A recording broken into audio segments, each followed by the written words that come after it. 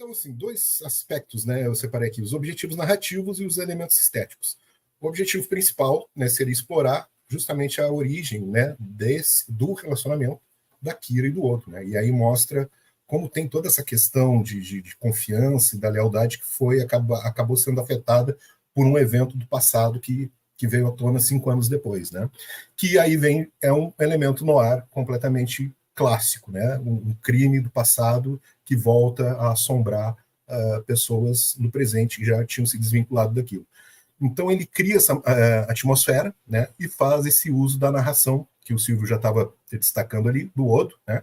Que ele é também outro elemento clássico do noir, né? Não são todos os filmes noir que têm esse expediente, mas por exemplo, o Sunset Boulevard é narrado em off, né? E pelo cara morto ainda. É tipo um aprenderam com o Machado de Assis, né? O cara tá morto e tá narrando toda a história dele até a morte e tal. Então, muito legal isso, assim, do Odo ali no início, porque o Odo é um personagem no ar, né? Ele é um detetive, meio, assim, uma pessoa meio amargurada, né? Meio triste, meio difícil, uma vida, ele não sabe qual é a origem dele, então ele é uma pessoa meio arruinada, assim, que é um clássico dos personagens do noir, né, de ter, assim... Não tem... Ele é um detetive desencantado. Um detetive desencantado. E outra, ele não tem como não ser, ele não bebe, não come, não... Sim, não tem prazer nenhum. Nada. Né? Ai, ai. E as referências e o estilo no ar, né? Narração e estilo, né? Esse é o único episódio da série que tem uma narração do Odo, né? Gravando ali um log, né? Um diário, né? Então ele vai gravando e também bem personagem de detetive, assim, desencantado, cínico. Ele está sendo absolutamente sarcástico, né? Nas falas que ele está gravando ali, criticando a obsessão dos humanoides, né? Dos sólidos da Federação pelos registros e tal, né?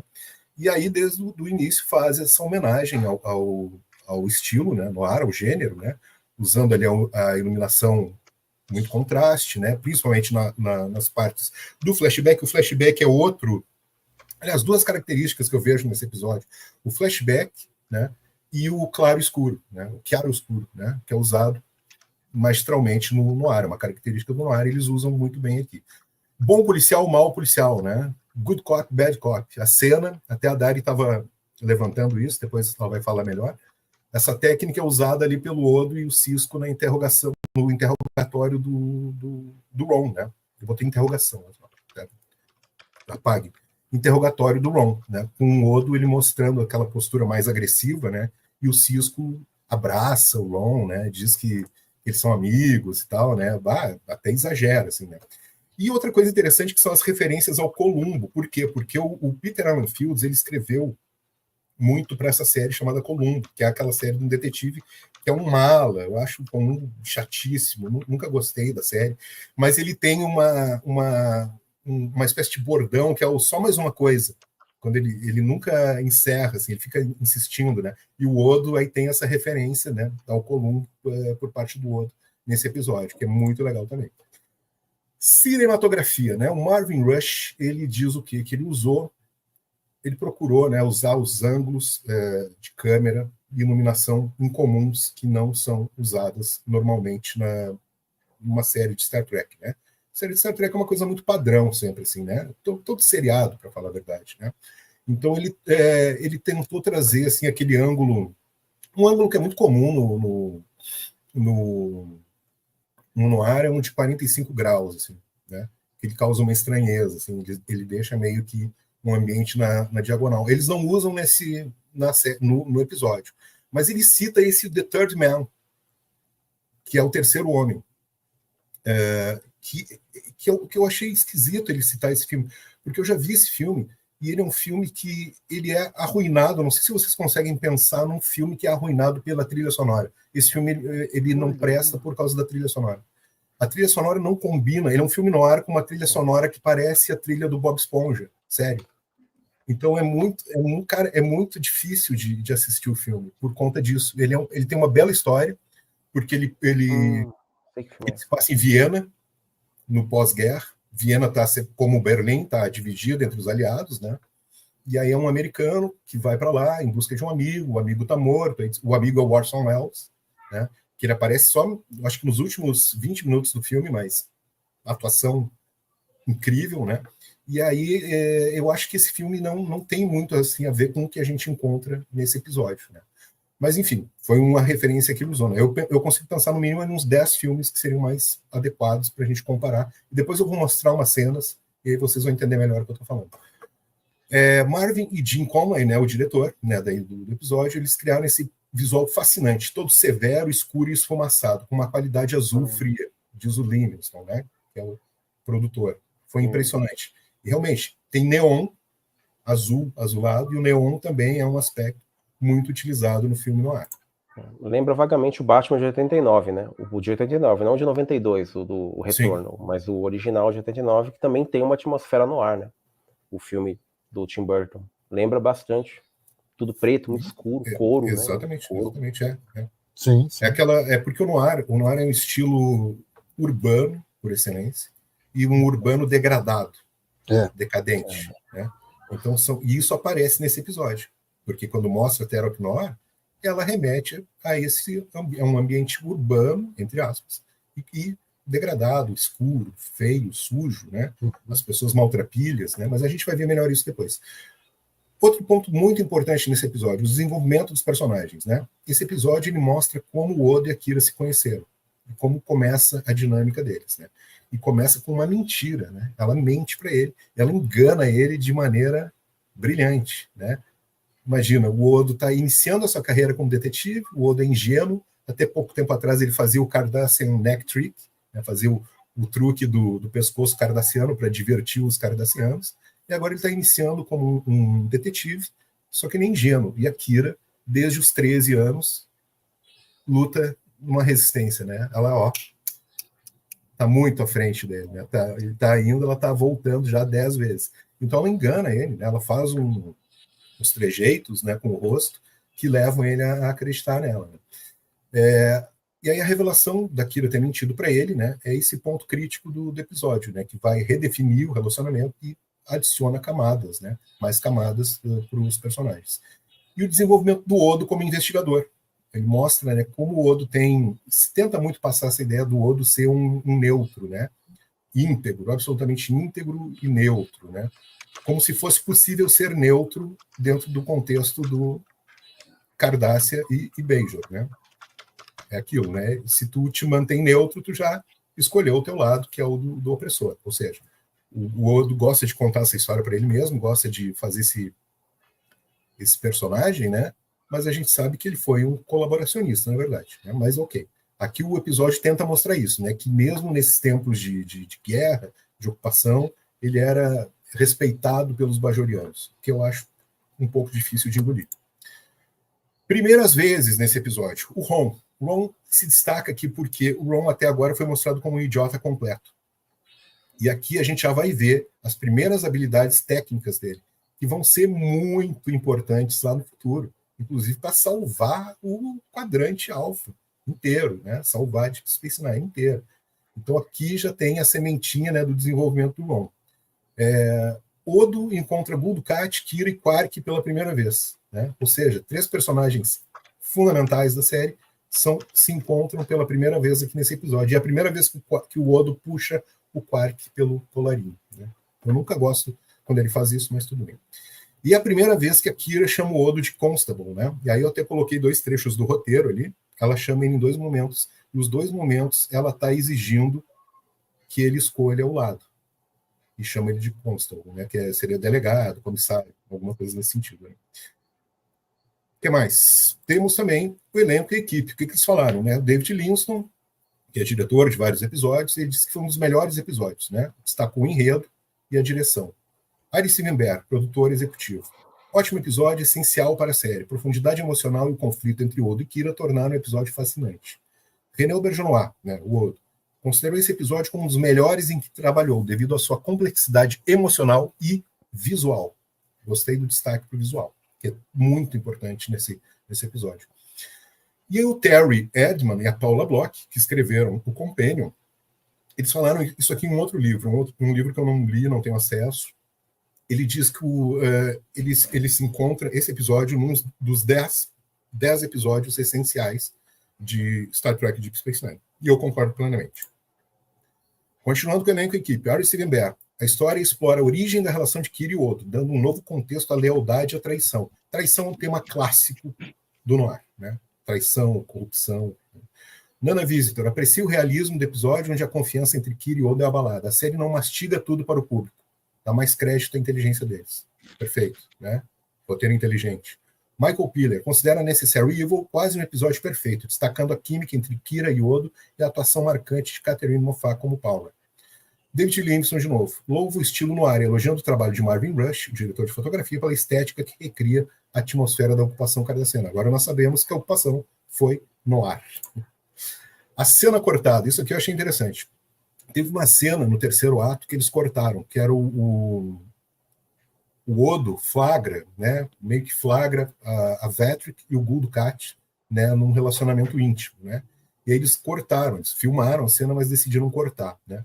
E aí o Odo observa o Dukat saindo do quarto da Vetric, né, arrumando o quadro e tal, ali se arrumando, e essa cena teria dado ao Dukat um papel de falso suspeito, aumentando a tensão. Verdade, poderia acontecer isso mesmo. Mas eu acho que não compromete, né? Piller, foi um dos maiores arrependimentos que tive. Teria dado ao público algo a mais para considerar. Seria mais uma pista falsa, né? Para o público. Essa era a ideia. E o Alaimo, né? Mark Alaimo, ficou desapontado, pois a cena teria mostrado Dukat de uma maneira mais sentimental e vulnerável. Só que depois que a gente assiste o documentário de Deep Space Nine e descobre que ele é meio que um assediador, né? Que ele queria ter um romance com a Nana Visitor. Aí, quem sabe não era porque ele queria aparecer beijando a atriz, alguma coisa assim. Vai saber, né? Impacto e legado do episódio. Quem quer falar? Não, tá fechado, Marcelo. Assediador seria o ator. O ator, o Mark Lane. Tá. Entendi. Eu não vi esse documentário. E como a cultura pop gosta de pegar personagens fascistas ou proto-fascistas assim e colocá-los como assediador, né? Eu fiquei espantado também quando eu descobri que o Bison, ele tinha um harém ali, o Bison do Street Fighter, né? Ele tinha um harém. A gente que jogava Street Fighter quando era mais jovem jamais podia imaginar que o cara tinha um harém ali, que ele pegava a Kami, a Chun-Li, tanto que eles adaptam isso para aquele filme de 94, que é horrível, mas eu acho engraçado, eu gosto, pelos motivos errados, mas eu gosto, né? Eu acho, né? O filme é horrível, mas tem lá uma cena onde o Bison tá seduzindo ali a Chun-Li e tal, é porque tem essa questão, né? A cultura pop parece gostar desse tipo de coisa, né? O cara é mau, ele é tão mau, olha como ele trata as mulheres e tal, como ele faz. Então parece ser um clichê, né? Desse tipo de abordagem com personagens fascistas, né? Sim, eles chegaram a cogitar a hipótese dele ter um romance com a Kira, né? Isso aí a Nana Visitor fala no documentário de maneira absolutamente indignada. Ela que não permitiu. Ela disse, não, isso eu não vou fazer. E aí eles desistiram da ideia rapidinho. Deixa se tem cabimento uma coisa dessa. Ia estragar a história. Aí eles mudaram para fazer a mãe dela e tal, no tempo da ocupação, que era uma comfort woman, né? Mulher conforto e tal, né? Mas aí realmente fez sentido, né? Ela foi durante a ocupação, a mãe era uma escrava sexual bajoriana lá do harém do Gul Dukat, né? Perfeito. Impacto e legado do episódio. Necessary Evil é um exemplo de como Deep Space Nine explora esses temas, né? Com esse tom no ar, né? E aí se destaca isso na franquia, porque não tem. Aquilo que eu estava conversando com a Dari antes da gente em off, né? De que uma pena não terem feito o episódio em preto e branco. E isso eu lembro de 2 exemplos, né? Arquivo X tem um episódio em preto e branco, que é maravilhoso, né? Muito bom. E Voyager tem um episódio em preto e branco também, que é muito legal. Que aí faz a referência aos filmes de ficção científica dos anos 50. Né? Não é noir, é outro estilo. Mas que é bacana também. Aqui eu não sei se eles... Eu mandei essa pergunta para o Robert Wolff lá no Tumblr, né, se eles cogitaram isso, espero que um dia ele me responda, aí eu mostro para vocês. Porque eu fui olhar, ele já me respondeu 17 perguntas. O cara é muito atencioso aos fãs. Sempre que eu mando uma perguntinha lá para ele responde. Que legal. Efeito na relação do Odo e Kira. No episódio, ele, né, solidifica essa tensão e traz realismo e profundidade ao relacionamento, o que é uma característica de Deep Space Nine, né? O realismo e personagens bem construídos, né? Personagens complexos. Legado e favoritismo é reconhecido pelos fãs e críticos como um dos melhores episódios, e como o Silvio trouxe as críticas, né? Comprovam aí o que a gente está falando, né? E, gente, assim, ó, hoje eu vou falar um pouquinho mais nessa etapa aqui, mas aí, por favor, vão me interrompendo, vão comentando, tá? Eu trouxe aqui várias cenas para a gente fazer uma espécie de análise fílmica do episódio, né? Tendo em mente o gênero noir. O gênero noir, ele tem um clichê, se tornou um clichê, mas no início não era, né? Hoje em dia é um clichê, é o uso de persianas, né? Isso depois vai influenciar até o Poderoso Chefão, que já é um filme da década de 70, mas certamente aquela influência da Janela atrás do Don Corleone veio do cinema noir, né? Aqui a gente vê atrás do Cat, né? Essas linhas, né? Diagonais, verticais e horizontais que dão essa ideia de persiana de luz entrando, né? A ideia é sempre criar um ambiente claustrofóbico, né? Opressivo, né? Por isso que se usam esses elementos no ar. E na imagem da esquerda, ele está num ambiente também muito clássico, né? De um filme de detetive, um filme policial, que é um cadáver, né? Coberto no meio de um depósito, existem caixas ali, né? Então é uma cena muito bem construída, muito bem pensada, com muitas referências desse sentido, né? E eu coloquei todas as cenas em preto e branco, tá, gente? Para ressaltar, né, a minha argumentação de como esse episódio é um grande tributo ao gênero noir. Aqui a gente vai ver no Falcão Maltês, né, o Relíquia Macabra, que vocês estavam falando antes.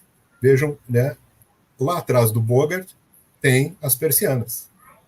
Ele está numa situação uma pose bastante semelhante ao do Cat, e com aquele fundo, né, de persianas. John Huston, acho que vai aparecer uns 2 ou 3 filmes do Huston aqui, eu acho que talvez ele seja o maior diretor de filme noir, né? Grande mestre mesmo. Vejam isso aqui. A luz nos filmes noir é sempre uma coisa acessória nas cenas, porque como ele trata muito do escuro, a luz fica como um elemento esquisito sempre. E aqui a gente também vê, de certa forma, uma adaptação das persianas, né? São aquelas linhas, né, pelas quais entra a luz, né, a luminosidade. A luz é como a neblina, o fog londrino, aquela, lembrei do Jack o Estripador, enfim. Aquele fog, aquela neblina da madrugada, quando se vai fazer a investigação, é sempre cedo, você está fazendo a campana, você vai atrás ali daquela pessoa que você desconfia de alguma coisa, é sempre naquela horinha da madrugada, onde aqui no sul nós chamamos de cerração. Em outros lugares aqui também. Neblina. Aqui também. Então é uma coisinha assim, aquela luz, ela lembra muito essa neblina, assim, aquela coisa difusa, aquela névoa. E é o cigarro também, né? Porque nos ambientes internos, nos filmes da antiga Hollywood, 30, 40, 50, as pessoas fumam inveteradamente, como um cigarro atrás do outro. E eu acho uma coisa muito legal. É artificial, do cigarro. Tanto os homens quanto as mulheres, eles acendem o cigarro um para os outros. Acende o cigarro e depois acende. Então tinha toda essa romantização, essa glamorização do cigarro, né? Então vejam aqui, ó, essa cena, principalmente a da direita, é algo assim de composição mesmo, de fotografia, ficou perfeito como no ar, né? E aqui a gente vai ver uma cena do Raw Deal, que é Entre Dois Fogos em português, também um grande filme de 1948. Vejam, é uma cena idêntica. E, certamente eles se inspiraram nesse filme, né? Aqui a gente tem o elemento do relógio, né, que o tempo está passando, a pressão, né, sobre a pessoa que está sendo interrogada, e aqui ela também tem esse mesmo elemento ali, né, da luz, também que é sempre um elemento estranho, né, na cena do noir.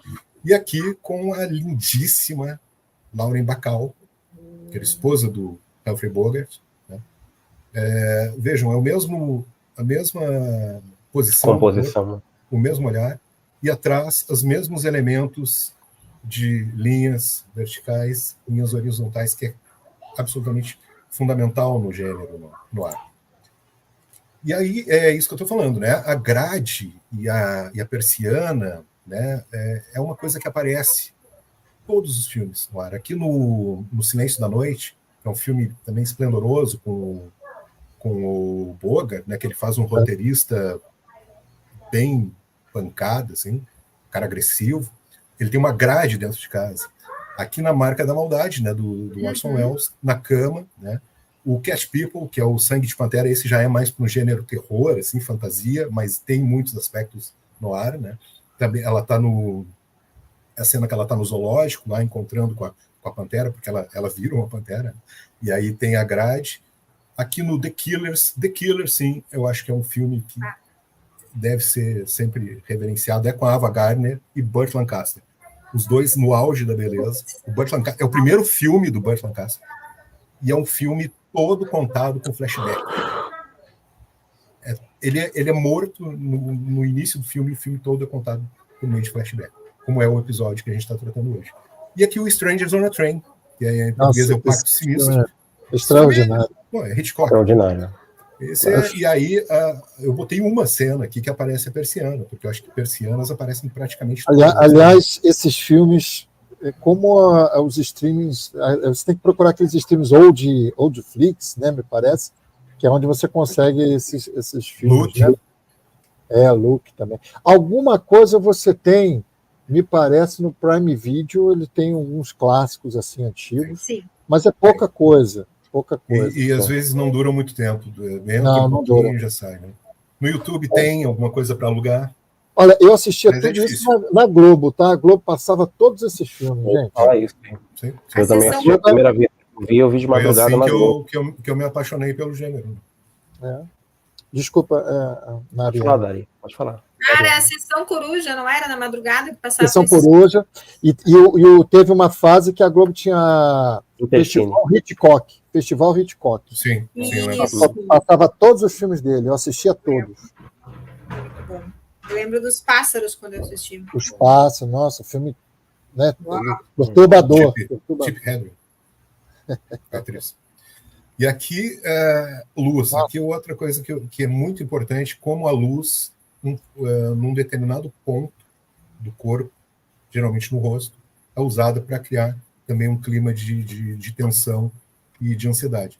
Então aqui a gente vê metade do rosto dela escuro, né? Ou seja, ela é uma personagem que ela já nos é vendida desde a primeira cena como uma pessoa ardilosa e culpada. Então aqui ela está imersa na escuridão, apenas um ponto de luz no olho, né? Mas aí você vê, Eduardo, como é que em preto e branco isso fica muito mais evidente do que na versão colorida. É por isso que eu digo que eles deveriam ter feito em preto e branco. Nossa, ficaria perfeito. Aí eu ia bater o olho na primeira cena e falar, meu Deus do céu, um filme no ar. Deixa eu te mostrar aqui, então, o que vem as duas cenas que eu comparo com essa. Aqui nós temos a Ava Gardner, que ela era uma cantora e tal, pianista, e ela está com... ela também lindíssima, né? Maravilhosa. É uma perfeição, né? E o Bogart aqui, olha a expressão de maníaco que o Bogart está fazendo, e aí eles colocam essa luz, porque ele é um momento que... O nome do filme é In a Lonely Place, né? Então ele está pedindo para... Ele era suspeito de ter matado uma mulher estrangulada no carro. E aí ele está pedindo para os dois amigos dele, que são um casal, sentarem na frente dele e simularem a cena do cara dirigindo e estrangulando a mulher. E ele começa a entrar, ele era roteirista, né? Ele começa a entrar naquela viagem, sabe? E aí ele pede para a guria ir para in a lonely place, né? Ir para um lugar solitário da cabeça dela e tal. E aí a luz ali dá também todo, né? Ele já está fazendo uma expressão do cara tá desvario, e aí coloca essa luz, realça muito mais, né? Então é uma técnica também muito usada e que foi usada no episódio pra caramba. Assim. E antes a Dari estava falando lá dos diretores que vieram para... Porque o Noir, ele é inspirado pelo... Tem 3 diretores alemães que vieram, que foi o Fritz Lang, que falou, né? O Billy Wilder. O Wilder veio junto. Também dirigiu Grandes Noir. E o Robert Siodmak. Robert Siodmak era alemão também. E foram esses 3, eles vieram da Alemanha. Foram para Hollywood. E foram para Hollywood, fugindo do nazismo, e eles trouxeram na bagagem o expressionismo alemão, que tem muito preto. Né? Então, esses caras meio são os 3 caras assim, meio que deram uma formatada assim, no estilo, né? E aí, claro, tem o realismo poético francês e o neorrealismo italiano. Daí a gente estava falando antes da Rossellini, da Bergman, lá no filme do Rossellini, né? O neorrealismo italiano, que é praticamente ver a vida de uma forma documental, né? Por exemplo, aquele filme Alemanha no Zero, que a gente já falou aqui numa outra live, ou então aquele Roma, Cidade Aberta, né? É um estilo que teve muita influência em mostrar o ser humano, assim, na sua...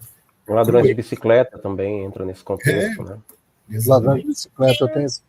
Tem uma coisa que eu estava observando nessas imagens da luminosidade. Tem um elemento que é de design muito utilizado lá nos anos 30, 40 se popularizou mais e agora está retornando. Tem um nome super estranho, Cobogó. É aquelas plataforminhas que deixam entre sombra e luz. Às vezes aparece muito naqueles motéis de beira de estrada norte-americanos que você faz uma pequena divisória e eles estão cada vez mais contemporâneos agora, estão trazendo isso. E o Cobogó fazia isso. Era uma divisão que se deixava Cobogó. Não conheço. É uma coisa sinistra, tipo assim, uma parede furadinha.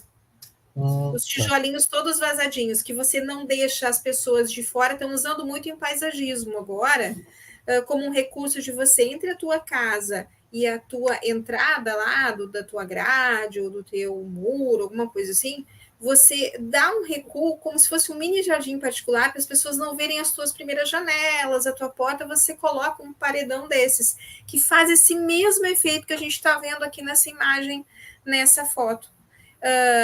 Da Vatri, ali você vê de longe os furinhos de luz entrando, mas você não consegue definir bem.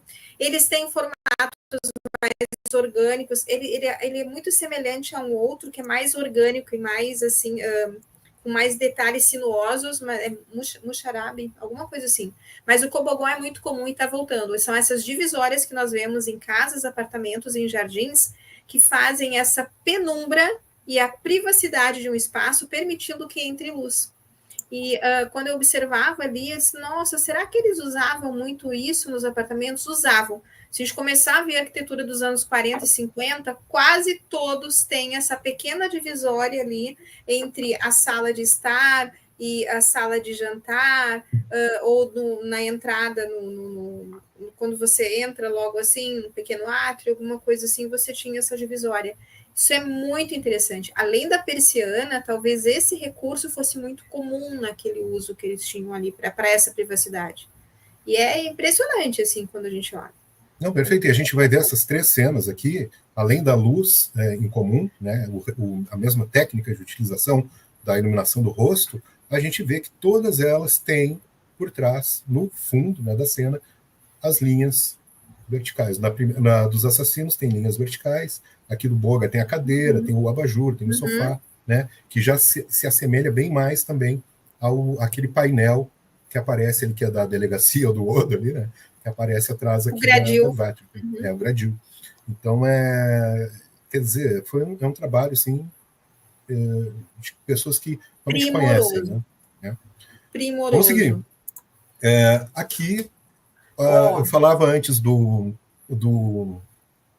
ângulo de 45 graus, eu acho que é 45 graus, mas é inclinado, assim, que é muito comum no ar. Não aparece o Rush faz menção a isso, aos ângulos incomuns de câmera, né? Não aparece nesse episódio, não é utilizado nenhuma vez. Talvez lá no interrogatório da Kira tenha alguma coisa nesse sentido, mas aqui o que eu vejo de estranho é essa planta que tapa um pouco, né, a cena, né? E aí, primeiro é a posição dela, depois eu vou mostrar a planta, o que tem a planta. Primeiro a pose de Sugar Baby, né, que a Marilyn fazia perfeitamente, né? Tem um filme chamado...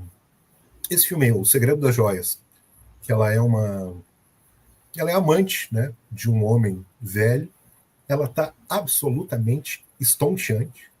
É uma coisa assim sobrenatural, mas a beleza desse filme. E ela aparece muito pouco, ela aparece 2 ou 3 cenas, ela faz um papel pequeno.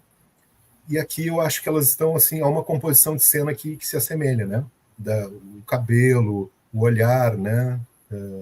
os braços desnudos, né? Então, e esse próprio fundo aqui, esse pano, a gente vê que é bem parecido com a cortina, né? Essa cortina aqui é parecida com a cortina que tem dela lá. Mas o que eu ia falar era aqui da planta.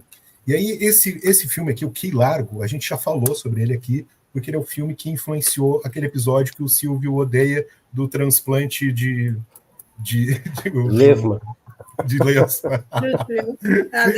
E influenciou a história desse episódio, né?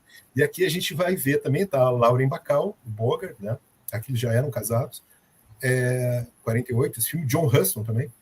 Tem uma planta também ali que causa uma certa estranheza, né, na composição da foto, porque é uma coisa torta, não é simétrico, né? Sim. E é exatamente o que aparece aqui. Em 45 graus, né? Sim. Então,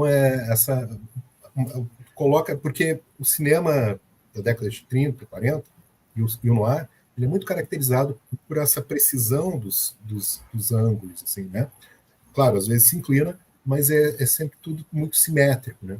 E aqui a gente vê que eles inserem elementos que tiram a simetria e aí causam uma estranheza e né, geram estresse. Cenas muito interessantes aqui também. Deixa eu ver o que temos. A Kira, eu acho que essa aqui da Kira é uma pérola também, assim, e ela é idêntica a essa cena aqui do Wake Up Screaming. Esse é o Victor Mature, né? Victor Mature. Exatamente. Com a Beth Grable, o Victor Mature, Carol Landis e Laird Cregar. É um elenco, não é um elenco assim super estelar, mas são todos bons atores, né? E é um filme lá do início da década de 40 também. Então, a composição dessa cena é exatamente a mesma. Sabe aquela história, aquele meme que a gente vê, posso copiar teu trabalho? Eu copio diferente. Copia, mas não faz igual. A única coisa que não está no mesmo local é a lâmpada. É a lâmpada. Né? Aqui na cena de Deep Space Nine está no centro e aqui está no lado esquerdo. Né? Então é muito, muito legal mesmo. Né? Aqui também temos duas coisas interessantes para comentar. Primeira cena aqui, ela está igual o Relíquia Macabra. Né? Mas eu coloquei, claro que isso aqui é apenas uma coincidência, né? Acho que não é uma referência direta, mas o papel do dedo duro, né? Do X9, também, da traição, é muito comum, né, no noir. E aqui o elemento, o The Third Man, o Terceiro Homem, que o Rush mencionou como filme prototípico tal, de noir, ele se passa em Viena, ele é filmado em Viena. Eu acho que é por isso que ele não é bom também, porque ele não é um filme... Eu acho que o noir tem que ser em Los Angeles ou Nova York. Não tem como ser diferente, né? Então ele se passa em Viena, uma cidade que não tem muito a ver, né? Mas daí tem algumas cenas maravilhosas que são nos esgotos da cidade. E os esgotos são desse tamanho, tipo 4 metros de altura. Né? E aí é o ambiente urbano, degradado, podre, sujo, que aparece aqui em Deep Space Nine quando eles fazem o flashback. Né? Tem essa grade, vocês perceberam que tem uma grade que divide, né? Era a mesma coisa que acontecia no campo de concentração. Eu acho que eles tinham muito isso, eles tiveram isso em mente. O terceiro homem, Viena, é uma cidade dividida entre União Soviética, franceses, ingleses e americanos. Ela tem quatro zonas, né? E uma zona central é tudo liberado, é tipo um promenade. Assim, né? Então dá para fazer essa associação. E aqui na grade tem o neon, né, que a gente falava antes, que é um neon bem azulado. Aí, no caso, colorido dá para ver que é azul, né? Mas aqui também fica legal. Eu acho que essas duas aqui é puro cinema, assim, principalmente a da Kira. Esse enquadramento que ela está com a câmera exatamente na frente dela, ela não está quebrando a quarta parede, porque ela não olha para a câmera, mas é um enquadramento clássico, né, de filme noir, filme de detetive em geral. E a nossa amiga Vetro, que aqui está totalmente diva, né, da velha Hollywood de Beijo. Certamente ela era uma estrela. A Rita eu sou fã, assim. A Rita Hayworth, para mim, é uma coisa que não tem uau, sabe? É uma figura que veio para... Ela me lembra aquelas pessoas que são contraventoras, irreverentes, sabe? Aquela meio moleca, assim, que veio para espicaçar um pouquinho e quebrar um pouco aquela rotina do padrão. E a Ava junto, nossa, a Ava Gardner é um espetáculo essa mulher. E aqui vejam que as duas cenas dialogam muito, assim, porque a Gilda, né? Ela está com um semblante muito parecido, um sorrisinho, assim, de boca fechada. E o que eu quis mostrar aqui com a Ava Gardner é o plano que eles usavam. Muito comum, um pouco abaixo do peito, assim, ou na altura do peito. É o mesmo plano que eles usam na Kira, né? Maravilhosas. Maravilhosas. Esse espetáculo é um glamour, é uma homenagem ao cinema dos anos 40 e 50, não só ao noir, mas ao gabarito e ao empenho dessas atrizes todas que nós tínhamos. Elas tinham uma qualidade de atriz, de teatro e de canto e de dança que quase não se encontra mais em atores contemporâneos. A gente não vê uma safra de atores como aqueles tinham. Eles tinham uma formação artística que você via no refinamento da atuação. Aí, ó, elas estão paradas numa fotografia que nós estamos vendo décadas depois, quase século depois. Vão permanecer. E você entende o que está acontecendo ali. Elas interpretam no silêncio. Elas estão no silêncio do tempo, assim, e elas estão dando uma aula de interpretação. Quem que você vai colocar hoje para fazer isso? Essas mulheres nessa série desse Nine. Olha o rosto dali da Naná. Não, ela tá nessa cena, ela tá realmente assim, matando a pau, né? Porque ela consegue enganar o Odo. Ela faz ele correr em erro. Ela me enganou. Eu ouvindo a Naná assim, meu Deus, a Kira, pobre do bichinho ali, que nada. Essa cena, quando ela pegou o braço, a outra soltou e ela pegou firme de novo, digo, aí tu deu troco, porque era para ser amante do meu marido, com aquela fúria toda, pronto, agora pegou. Matou o marido e botou a mulher na cadeia, que essa é a Kira Nerys. Por que eu trouxe essa aqui? Vejam, aqui ela está no esplendor, ela esteve, né, aparece, acho que 3 figurinos, talvez, no episódio, todos, a mulher muito bonita, muito bem arrumada, e aqui ela está no ápice, né, do seu luxo, com essa espécie de chapéu, que até remete a alguma coisa assim dos anos 20, né, 30, né? Mas por que eu trouxe essa cena aqui? Porque quando ela cai, como é que se diz, de salto alto, não? Ela cai de pé, igual um gato. Aqui é o momento em que ela caiu a casa, acabou tudo, ela vai para a cadeia, né? Mas ela está no seu esplendor, no seu auge. Sabe quem é que faz isso? Esta mulher aqui, Norma Desmond, em Crepúsculo dos Deuses. A prisão dela pelo assassinato do amante é quando ela volta à cena. Né? Tá, a equipe de TV, ela faz o seu último show, o seu último ato, né, como atriz, toda maquiada, arrumada. Então ela cai, mas cai sem... como é que eu posso dizer? Sem perder o glamour, né? Sem perder o glamour. Não perde a pose, não perde o glamour. Caramba. Então, eu vejo que essas duas cenas têm muita semelhança, assim, né? Ela vai para a cadeia aqui dizendo: tu nunca vai poder provar que eu matei meu marido. E o Odo vai dizer: é verdade. Né? A gente sabe. E aqui, então, só para fechar, depois a gente vai ver essa cena, porque daí é o momento em que, claro, né, há essa ruptura, né, da confiança dos dois, que estão muito ligados, são muito amigos e trabalham juntos, né? Então a mesa assim funciona como uma alegoria ali da divisão dos dois.